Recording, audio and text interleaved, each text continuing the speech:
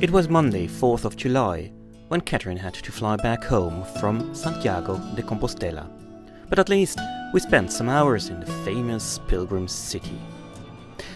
We little sailors fitted in quite well into the scenery, only that we were a little bit less smelly and less enthusiastic about souvenirs like Santiago t-shirt or St. Jacob's shells. And we didn't take pictures of ourselves jumping up and down in front of the cathedral.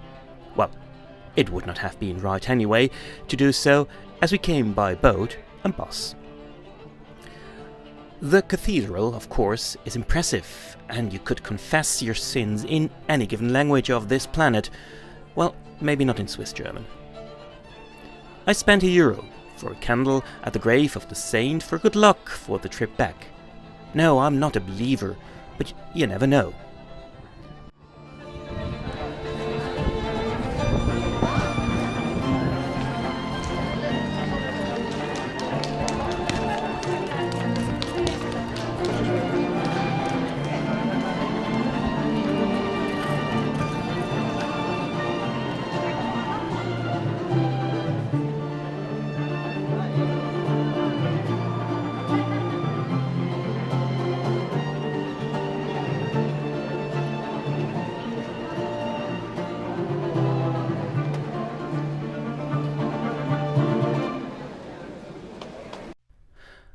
And then I was on my own again, and sailed on from Muros north, passing Cape Finisterre for the second time with quite some wind and bumpy sea.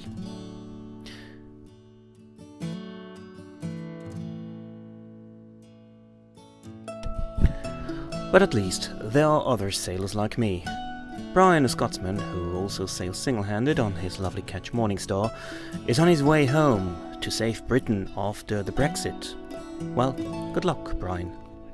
We anchored at Corme, a village at the Costa da Morte. The bay is nice, the town, not really. But in the local shop, Miramar supermarket, I discovered some quite funny things, like tuna in the ultimate big family monster package, and instant pudding I wouldn't be smiling at like the boy on the cover. We sailed on to A Coruña. From here, I will sail back to France, crossing the Biscay again. But more in a next video.